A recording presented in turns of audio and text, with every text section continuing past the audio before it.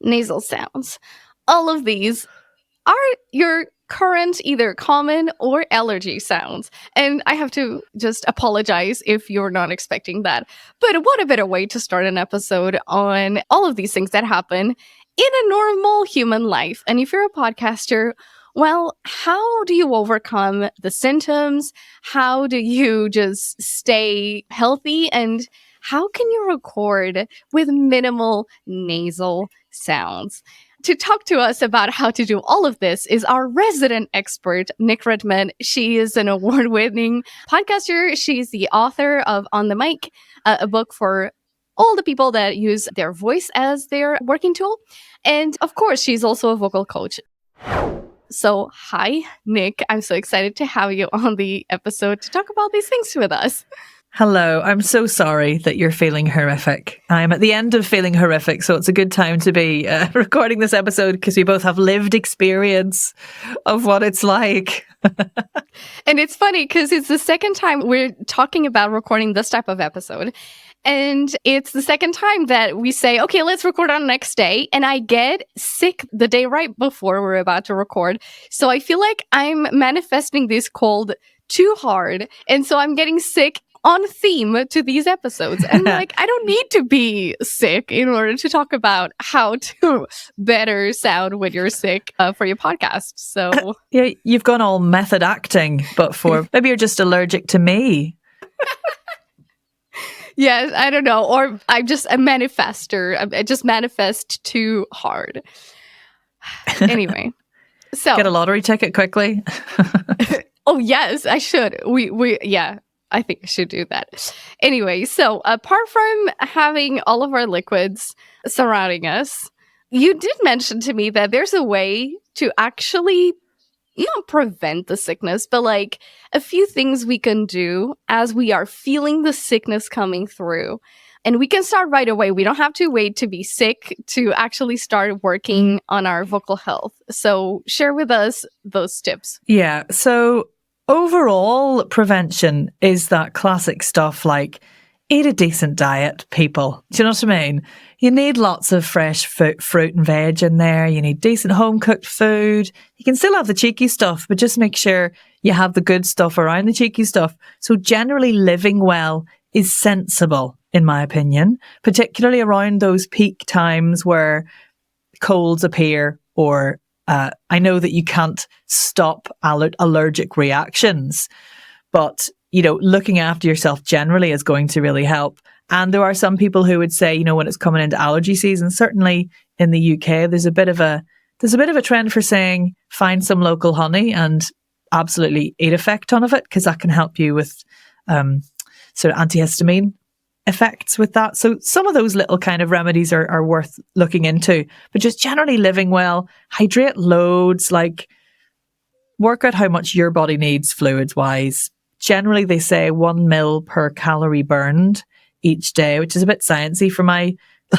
liking, but it's sort of, you know, about 1.5 liters for people who identify with female and 2 liters for people who identify as male. So that's kind of a decent benchmark, but everyone's different. So loads of decent food, nice bit of hydration, check in to supporting your local honey producer around allergy season if you like. And yeah, rest. Oh my goodness. I think general wellness is sensible. So if there are peak times in the year where you know you get a bit stressed, then often the illnesses will creep in then. So make sure you're getting your rest. And I don't know about you, Anna, but this might just be a parent thing, I don't know. But anytime there's a holiday and I can stop work as a self-employed person, my body goes, here we go. She doesn't have to work. Let's give her all the germs. Yes. So I always get ill when I stop to have my holiday, which is good work-wise because nothing is impacted, but sad for my time off. You know, I think I read somewhere, and by the way, none of us is a doctor. This is a medical disclaimer. Oh my God, yeah. So none of us is a doctor. Check your doctor for your specific situation. I feel like the disclaimer has to be said in such ways. So anyway, you check yourself in with a professional in the field of medicine before following any advice, but Of so course. something that I did read somewhere, by the way, was that apparently when we're go all the time, our body says, okay, team, we can't let go, we gotta hold the fort. And when your body knows, okay, it's safe for me to like not be on alert, that's when your body collapses. And like that's why you get sick, because you're telling your body, we're on vacation, people, and everything is like, we're on vacation. And so that's what happens. Just So you're to me. saying my immune system also goes on vacation when Yes.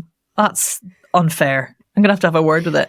I know, yeah. You'll be like, guys, I'm on vacation, but it's just like partially going on vacation. Y'all don't. Yeah, can we take get the day holiday? off. Can we get the holiday cover in, please? Yes, Come on. exactly. Awesome. Oh, dear. Okay, so baseline, always stay hydrated. But if we get to the situation, which is where I am right now, I got sick. I would love to actually unbunk some myths before.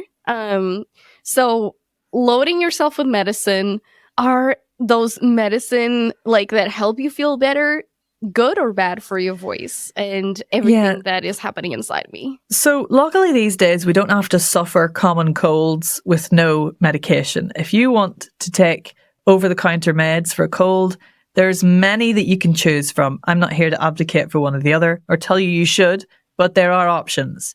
The one thing you've got to be careful of for a lot of the cold and flu symptom management tablets that you can get is that they contain some version of a decongestant.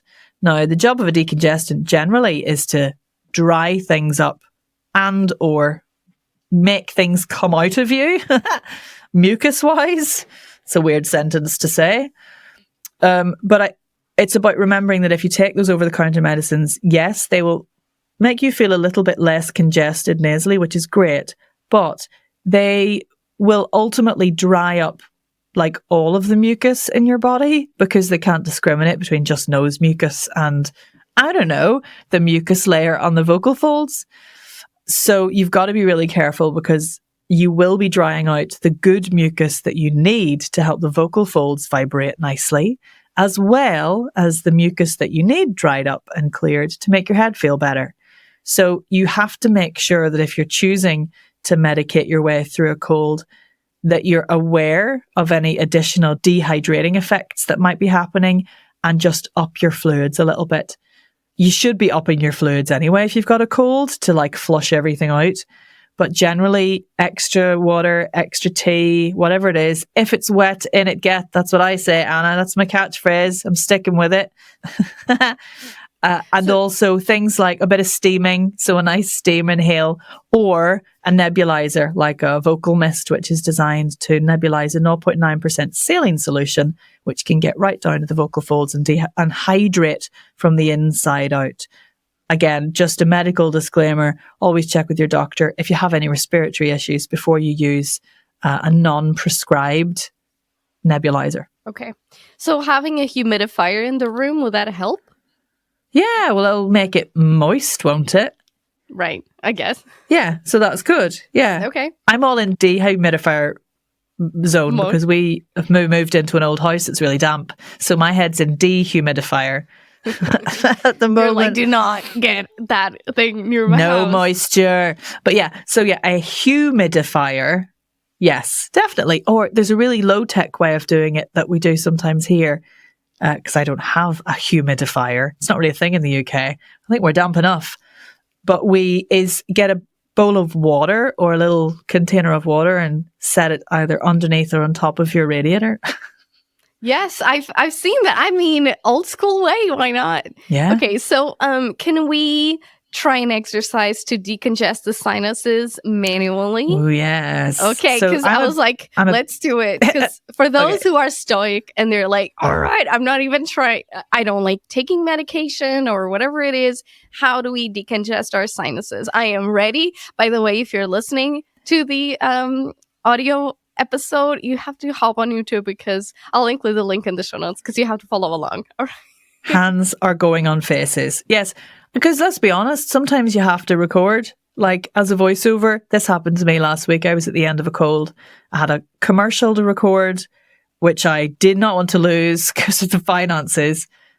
And I emailed them and I said, look, I'm a wee bit under par here, just to manage your expectations. I think I'm going to be okay, but I'm not sure my voice is quite what it can be. And they were like, don't worry about it, we'll manage.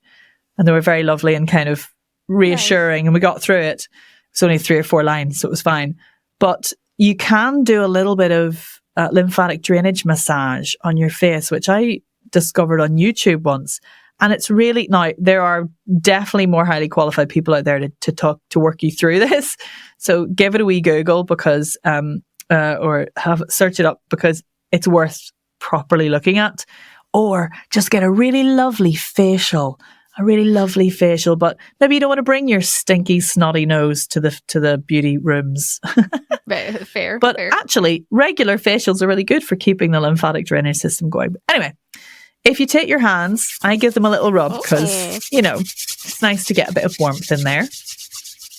And then the whole idea is that you're hitting points in the lymphatic system that potentially get blocked when you've got a cold, right? So there's certain points in your like face and neck and just on your chest that get a bit clogged up and stop the bad stuff draining away through the lymphatic system. And that's why we get a bit gunky.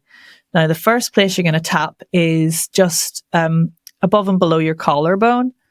So if you find that bony kind of pointy bit, if you bring your fingers down the front of the neck, there's like 2 bony bits, like bony points at the front of the collarbone, at the top of the ribs. So if you give a little tap underneath and above the collarbone, that's the first place. So you're kind of waking that area up and going, right, come on, lads, enough of this. And then you're going to take your fingers, 2 fingers, and you're going to start underneath your earlobe and run down. You know that muscle that kind of sticks out, sternocleidomastoid? You're going to come gently down there and sweep down into that bit above the clavicle, and then tap it again.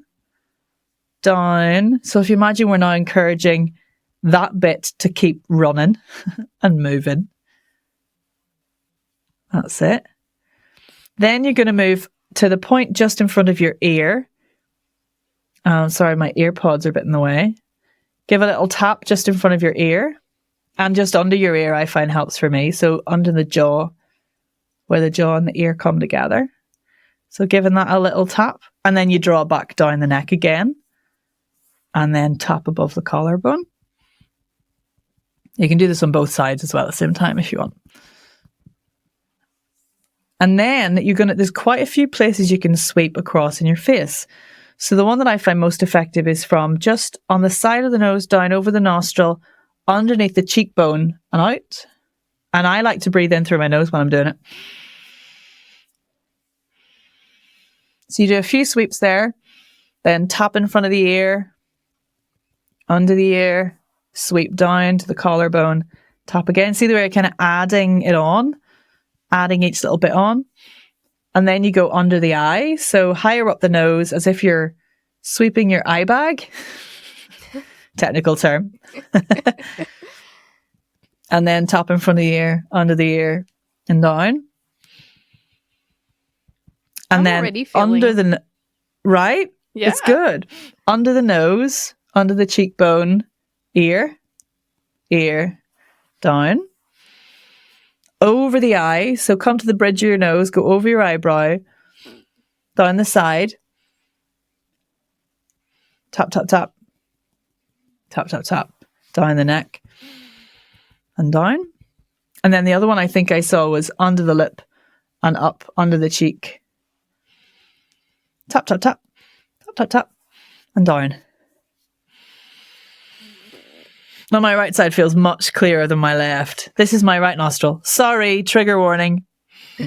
This is my left. You can really hear it. Oh my gosh. Right? Yeah. So that's what I do. It does really help me. That plus a load of exercise, like jumping around, like just getting things moving, like any stretching you can do in the whole body. So there's really nice yoga flows you can do for lymphatic drainage as well. Anything that gets the points where things are a bit creased, you know, like getting your hips open, even under your armpits, to giving those a bit of a massage, getting your shoulders moving. Anything that you can do to get things moving, which actually, if you think about it, when we're ill, we just kind of lie, don't we? Like in the fetal position in bed. So everything just stops clearing itself. So if you can get up, have a bit of a walk or a jump around, jog things around a bit, do that facial massage, it really helps. And then actually sometimes what I literally do if I'm having a terrible time is I kind of put 2 fingers on my cheeks underneath my eyes and almost like lift my nostrils open, which I find does actually help sometimes. Like nobody can see you, so it doesn't matter. Not if you're recording your video podcast, folks. Right. I mean, hi, thanks for joining me in the podcast space today. But if if you've got something to do, sometimes just going like 1, 2, 3, 1, 2, 3, 1, 2, 3, 1, 2, 3. Like it does help. So I have literally recorded like this. Thank you for calling. Your call is important to us. Like holding my nostrils open. Because as a voiceover, sometimes you're like the voice of something. And if they need an update or whatever, you have to get it done. So yeah, I can see sometimes you got to do it. So how do you feel after that? I feel lopsided because when I did one side. I am. Yeah. Well, I'm feeling already way better, to be honest. Something that I was going to share that is a practical, if you have no time, is to just record standing up. Because it just like gravity will pull everything down, including your mucus. And so I feel like if I'm really congested sitting down, I used to record radio shows standing up when I was sick because it just, I don't know, if I'm walking around and as you, to your point, you were saying like about moving around, standing up, I feel like that helps so much to just, sound less congested and also feel less congested. So even if you don't have any time, because this was like 2 minutes that we did this, like draining the sinuses, like that was so quick. But even so, if you want to maintain that to stand up, that's an easy one. Even if you don't have a standing desk, just get yourself a stack of books, get your microphone up there, off we go. There's always a way, yeah. Yeah, and honestly, like I don't think enough people try standing up when they are podcasting, which just makes a ton of sense. Something that I know that is really, really bad, but I want to know, like, what are your options? First off, like, when we have our throat, I'm so close to having vocal fry right now, but but if we're getting into that point, we tend to clear our throats. What can we do instead of clearing our throats? Because that's not very good for our vocal cords, right? Yeah, if you imagine, every time you clear your throat, it's almost like you're smacking your hands to your vocal folds together. Like if you were clapping loads, I don't want to clap on the microphone, that would be horrible for people's ears. But if you were like smacking your hands together, that's the same thing. It is quite tiring. And when you're ill and you feel mucusy and gross, you do tend to kind of do that quite a lot. Now, one thing is to firstly notice the energy you're putting into that and just do it less. So instead of doing a big one, you could do a couple of little ones with just less airflow, because a lot of the time the tendency when we're coughing is to be like and take big loads of air in and make it really energetic. So if you can just do a couple of little ones, that's quite a good one. The best thing to try and change it to, though, is a swallow. Now, you might need to take a drink to do that, but when you swallow, it's kind of basically the mucus glands get like squeezed together, and then the mucus comes out and kind of finally makes it down to the vocal folds. So the more you can swallow, the more you'll be soothing those vocal folds with a little bit of mucus, or the mucus that you have available. Cue the coughing. No, I was just swallowing it away. But yeah, the other thing to do is a few what we're calling in voice nerdland semi-occluded vocal tract exercises. This is basically a category of exercises that come from rehabilitation for voice, post-surgery and post-injury, that put the voice in a particular position that makes it very safe for the vocal folds to close and easy for the vocal folds to close. And actually using those can help get the mucus moving and suppress that desire to cough. So something like if you kind of gently bring your lips almost together, like you're going to make a W sound, and then you let your cheeks puff up, as if you're doing a little trumpet impression, but not quite as beautifully musical. So a little glide, on that is quite good. And then the other thing, my husband is like, who have I married whenever this happens? But anytime I feel like I need to clear my throat, but I don't want to cough or something, like if it gets too much, I tend to go do like a weird huffy sound, like,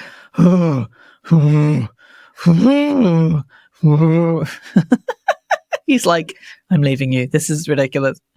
So any kind of kind of sound that gets your vocal folds moving a little bit is quite nice, but gently, so without much airflow. The trick for me to stop any coughing or throat clearing is to just constantly sip water, because it encourages swallowing.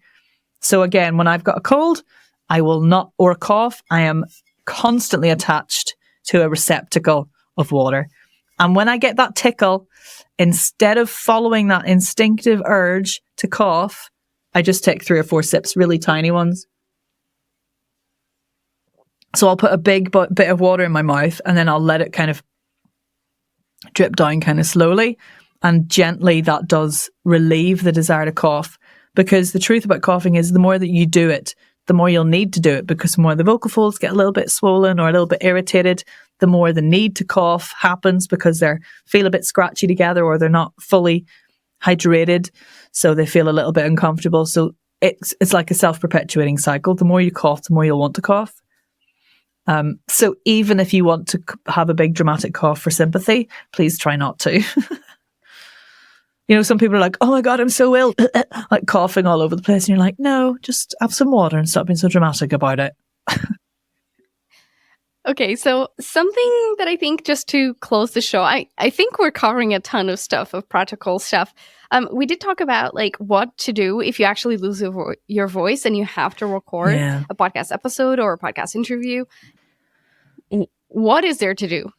Yeah, I mean, the truth is, if you've definitely completely lost your voice, then the best thing to do is rest, a couple of little rehab exercises, manage the expectations of the people who are relying on you to record, whether it's your audience or your producer or your company or whoever. Let them know the situation. Because the truth of it is, if you're that bad, you shouldn't say anything. You shouldn't push through. And the people around you should understand that it's important that you have the rest, and you need to advocate for yourself. That being said, if you're at the point where you feel like you're losing your voice or things are going in that direction, but there's something urgent that you have to record, then it's all about like a few rehabby style exercises, like the semi-occluded puffy cheeked glide, nice little bit of tongue stretching, tongue release, nice bit of yawning, a nice bit of jaw release, general kind of shoulder rolls, neck stretches, all that kind of stuff to release tension is really important. That is excellent. I do know that you have a bunch of episodes on this, because I've had to look for them myself because someone was asking me about them. So I was like, I know Nic has. So I'll make sure that in the show notes, I have all the episodes that you're mentioning. One last thing. Do you cover these in your book? Yeah. As far as I can remember. Oh, God, I've not read it in a while. Sorry, putting you on the spot here. Let me just grab a copy. Oh my God, it's right here. What? There is definitely a troubleshooting section at the back, which has lots of things in there, like my voice gets tired quickly, I can't get to the end of long phrases without running out of breath, all those kinds of things. There is some vocal health stuff in there. So yeah, but it's in the podcast also. So there's an episode called What to Do If You Lose Your Voice, which is a good place to start. Excellent. I'll include all of those, as well as the link to your book, which I do also have. I keep reading it every now and again per chapters. I haven't read it like all the way through. So to be honest, that's, I think, like just a good reminder, like, let me refresh my knowledge on this. I think I literally say in the intro as well, like, you know, you don't have to read it all the way through. You can just go to the bits you need. Yeah, I did take that advice to heart. I was like, yes, it's just little bit of it at a time. Tell people where they can find you if they're like, you know what, I need some time with Nic, or they want to get your book, by the way, because of course, like, why not? Sure. The book is at onthemicbook.com, and you can find me on Instagram. It's probably the easiest, at Nic Red Voice. Awesome. Well, thank you for that. All the things that we mentioned, again, show notes, it's your go-to for all the resources that we mentioned. And I love that I'm still getting like, my voice is still like, the theme across this episode is like, do you not want to sound nasal? I'm sounding nasal all the way through. So it's just like, yes, it's very meta, this episode. Anyway. Always remember though, you'll sound worse in your own head. True. Than you will to other people. So it's always best to check with the people who have to record you. It's like, do I sound okay, or do I sound a bit nasal, denasal, congested? So yeah. Or just record a little bit and listen to it back, right? Like, and just hear it, because again, like in your head you're like, oh my god, it's awful. Just record it. But also, like, this episode is just to showcase that you can feel not amazing, you can sound slightly nasal, but still give people useful resources. You can still create an episode that will be, in the long run, it will be useful for people and yourself. And it just reminds you that you don't have to be quote unquote perfect to record every single episode. If you are capable of, if you're not obviously like all the things we talked about in this episode before, if you're not like struggling all the way through, still possible. So get out of your head. I've been Anna Xavier. This was the Podcast Space. Talk to me on Instagram. I'm at the Podcast Space, and all the resources and so much more. How to work with me if you're wanting to improve your podcast strategy. It's at thepodcastspace.com. Have a wonderful day, and I'll just see you in the next episode. Just keep creating content that's imperfect but moves you forward.